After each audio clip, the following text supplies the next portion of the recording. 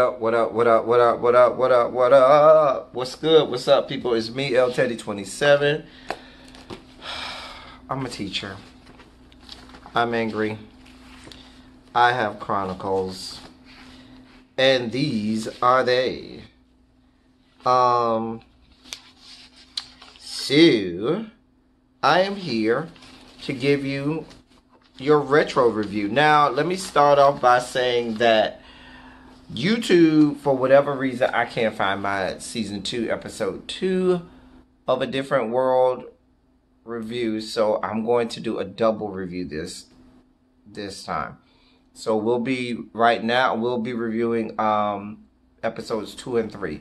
So we'll start off now with A Different World season 2, episode 2.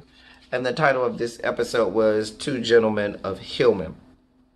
We start off with Dwayne and another student, Sam. They're in philosophy class and they're debating. A spirited debate was had. And, you know, it goes on and on and on. Their professor stops them. And the professor, Ron, is in the middle of the class, sleeps. And the professor reminds them that they have a paper due for a third of their grade. Technically 35% of their grade, a little more than a third. But they have a paper due next Monday, and it's Wednesday. It's worth a third of their grade, y'all. So they talk about that. Now they gotta pick partners because it's a joint project. So the guy Sam asks Dwayne if he wants to work with him.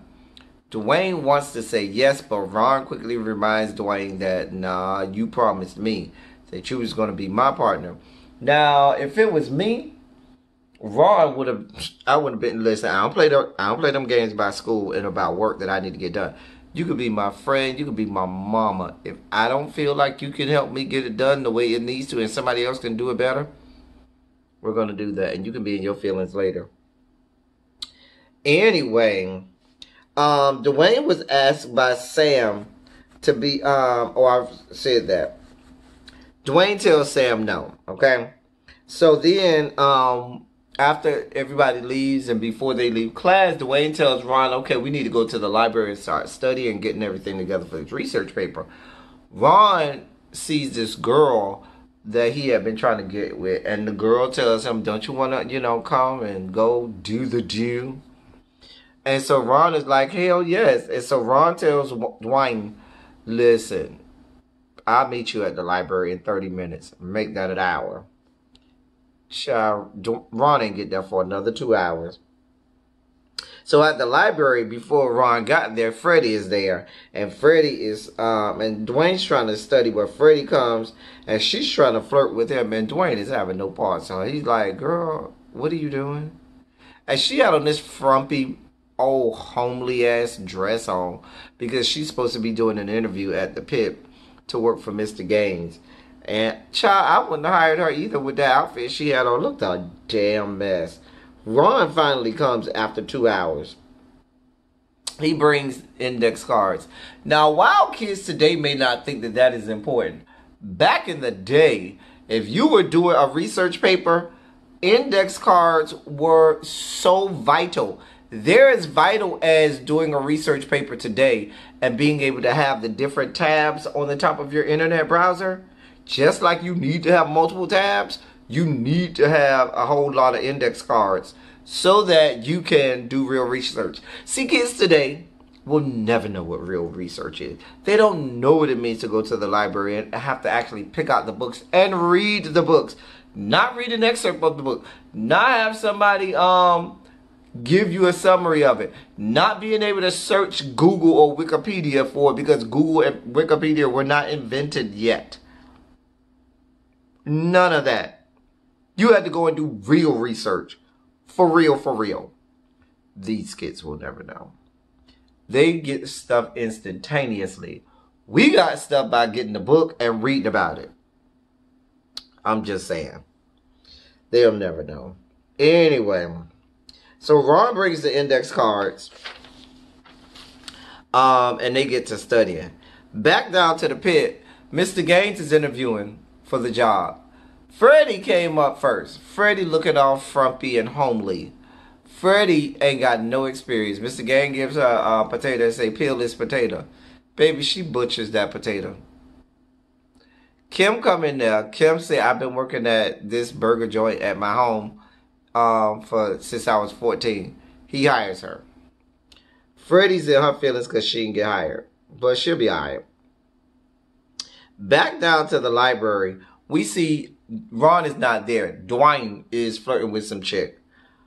Then Ron comes. Ron done went and bought a research paper from some dude who sells papers. Dwayne is like, Negro, we finna get kicked out of school if we turn this in. We can't turn this in. Ron is like, don't worry. The paper is 10 years old, and our professor only been at Hillman for 8. No, boo. Professors always know when you've stolen something. They always know. Anyway, Dwayne goes in on Ron, telling him how he ain't shit, telling him how he's always a fuck up, telling him how, all of the bad things he ever does. Ron storms out mad, this, that, and the third. After that, but see, the thing about it is this. Ron is only, because see, what happened was, Dwayne finally got fed up and didn't want to have to bail out Ron again. And Ron got in his feelings because Dwayne didn't do what he normally does. The problem is this, it's learned behavior. When you allow someone to do something to you over and over and over, you can't now decide you're going to change up and not do it no more because that's become learned behavior. It's like Pavlov's dogs. You ring the bell, the dogs salivate because they expect to get fed. You keep bailing him out. When he fuck up, he's looking to you to bail him out again because you've always done that. And so Ron had a right to be upset because you should have never bailed him out in the beginning. You should have kept that same energy that you had the whole time. But anyway, Jaleesa, it works down to the library at the desk. She sees all of this. She talks to Dwayne. She tells Dwayne that, oh, well, you were really hard on him. You shouldn't be that hard. And maybe sometimes you should take his idea. No, bitch. Hell the fuck no. This is not the time for you to be cute and try to take Ron's idea and get kicked out of school. No, bitch. Hell no. That was the dumbest advice I'd ever heard in my life. That was stupid, Jaleesa. Real stupid. But whatever. Back down to the dorm. Freddie is talking to Kim about the fact that she's upset that she didn't get hired. And Kim is trying to make her feel good and confident about herself and build her up and make her feel better and tell her, sometimes you got to be kind of a pest and you got to go after what you want and keep fighting and keep going after it. That's a bad idea to tell Freddie. Bad idea. Anyway, Dwayne apologizes to Ron and says they'll use the paper Ron bought. And, that way they can go and party. And he said, let me go get us some drinks since we're going to go party. While Ron is sitting there, Whitley rolls up with the same paper that he done bought from the dude. And Whitley sits it down on the table. Whitley says, give me a moment. Let me go talk to so-and-so. Ron looks at the paper, sees that it's the exact same paper, and says, I know you fucking lying. And he realizes that Whitley done went and bought the same paper. And Whitley came back and said, I'm so glad we're done 2 days early for our presentation. And now we can just chill all weekend. Dwayne comes back. Ron tells Dwayne, that guy sold Whitley the same paper he sold us. We need to do this project or we're going to get kicked out of school for real. We ain't going to no party. We going straight back to the library. So Ron drags Dwayne now to the library to go study for this project and get this research paper done. So then Freddie goes back to Mr. Game. Says, listen, I've heard you got a dishwasher position open. Can I interview for that? He was like, it's already been filled. So she was like, listen, I don't care what you tell me. I'm going to be a pest and I'm going to keep bothering you until you give me a position. And he's like, oh, Lord, Jesus help me. And I was with him. I was like, Lord, because Freddie looks like that type that would just keep bothering you and bothering you. Then we go back to, it's Monday, and they're in the philosophy class. So we're back down to the philosophy class. Whitley's partner comes in, and Ron says, let me see your paper. It ain't the same paper that Whitley had in the courtyard. So Ron was like, I thought y'all finished y'all project 2 days ago. Whitley's partner said, no, we just finished last night. And Ron looks at Whitley and say, Whitley, what happened to the paper you showed me the other day? He was like, oh, that paper? That wasn't my real paper. And Dwayne starts laughing because this was all a big thing they had set up to get Ron to do real research. And that's where the story ends. To get Ron to do some real work. And that's where the story ends. It was cute. It was cute for what it was worth. That was episode 2. Now, episode 3. This is a Different World, season 2, episode 3. The title of this episode is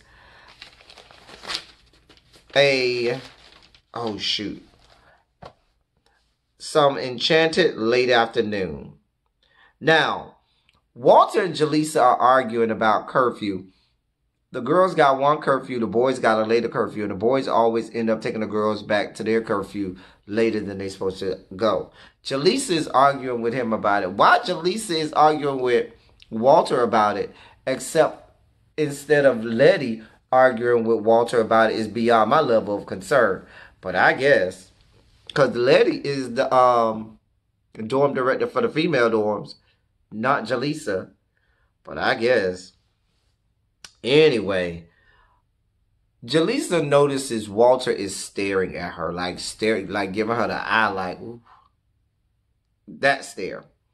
And she was like, what you looking at me like that for? You need to turn around and not look at me like that. Freddie rolls up with a package for Jaleesa. In the package is this huge teddy bear with this scarf on it that Jaleesa's current boyfriend, Eric, has sent to her. And she was talking about, oh, Eric's so sweet, he's so good, he's so nice, this, that, and the third. Walter giving a side eye to this big teddy bear. Down to the pit, we find out Dwayne and Ron are trying to become entrepreneurs and start up a business so they can make money to buy themselves motorcycles and motorcycle jackets and stuff like that. So Ron came up with this idea of having this service where they wake people up if you can't wake up. I mean, they do have alarm clocks for that, but whatever. This is the 80s, so I'll go back there. But they had alarm clocks in the 80s, but whatever. This shit looks stupid. So Dwayne is like, listen, bruh. I mean, he got shit written on a pillow that just looks a damn mess. Dwayne was like, bruh, nah, this not gonna work out. We need to do some flyers or something. We got to do better. Now, I'm going into this business venture with you, so we got to do better.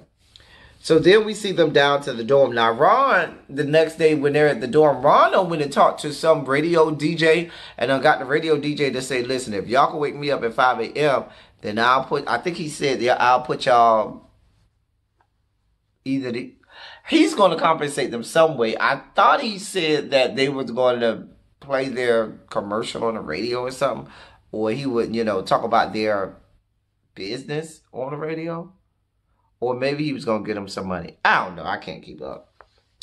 Anyway, Whitley sees and hears this, and Whitley says, listen, I need y'all to wake Kim up at 5 a.m. Kim got to get up for swim practice every day. She's having the toughest time getting up for swim practice.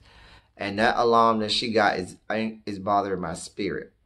So they said, okay, no problem. Whitley gives them money. Dwayne says it's a money back guarantee. Ron is like, we don't need no money back guarantee. Dwayne was like, yeah, we need one. So after that, we see Walter is here at the girls' dorm as well. He's talking to Letty, trying to get some insight about Jaleesa so he can get the nerve to ask Jaleesa out. And Letty's finally like, listen, you need to just go ahead and ask her out. Stop playing around. So then Jaleesa walks in. And he tells Jaleesa, he asks her out. Jaleesa was like, no, I'm sorry. and kept it moving. Okay. After that, Jaleesa's down at the pit. Whitley is there trying to talk to her about the two men that she has. Immediately in my head, y'all know what song? I heard in my head, who will I choose? One girl fulfills my physical need. The other girl provides for me mentally. Both bodies make up my world. That song came in my head. Even though it's not two girls, it's two men. But that song came in my head. Anyway.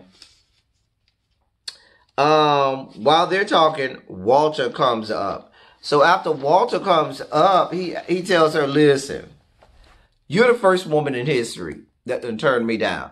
Looking at him, there's nowhere in the world you expect me to believe that, Walter, that she the first one that ever turned you down. We see you, Walter, with our eyeballs. You ain't that cute. Anyway.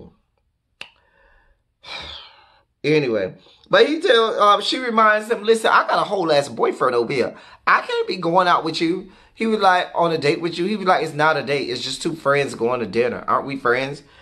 And she was like, I guess. And she inevitably, she acquiesces and she agrees to this friendly dinner. Next, we see Ron and Dwayne. They go to Kim's room to wake her up. Baby, they done tried one plan, two plan. They tried to get her up. They tried to make her sign some paper. They tried to throw her over this. They just can't get her up. Can't get her up. They done try A, B, and they get ready to try plan C. The alarm goes off. That shit was so hilarious when Dwayne is running around the room trying to figure out where the alarm at, how to turn the alarm off. That shit had me dying.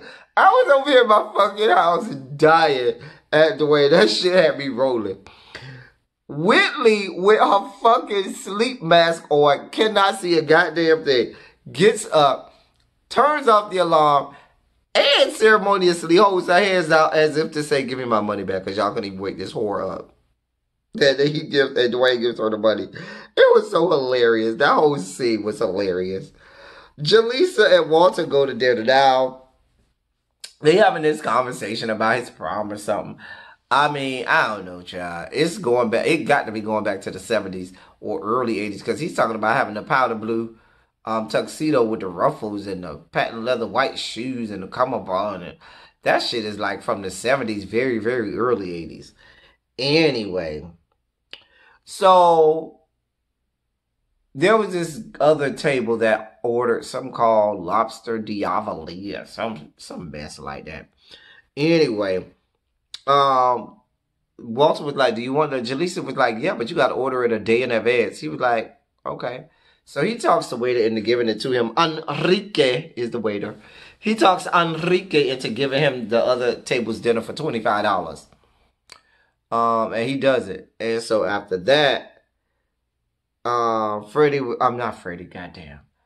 Jaleesa was like, how you ordered this? You don't even know what I like. He was like, I do know you better than you know yourself. So, baby, me and Mrs. Jones starts playing. And they get up and start dancing.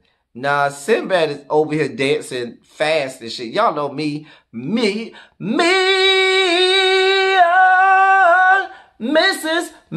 Jones, Mrs. Jones. I had to get my voice ready, y'all. Sorry. Anyway. He trying to dance fast. Y'all know that's a slow song. She was like, boy, stop playing. And then they dance. She has a good time. She does. She gets back to the dorm and tells Freddie all about it.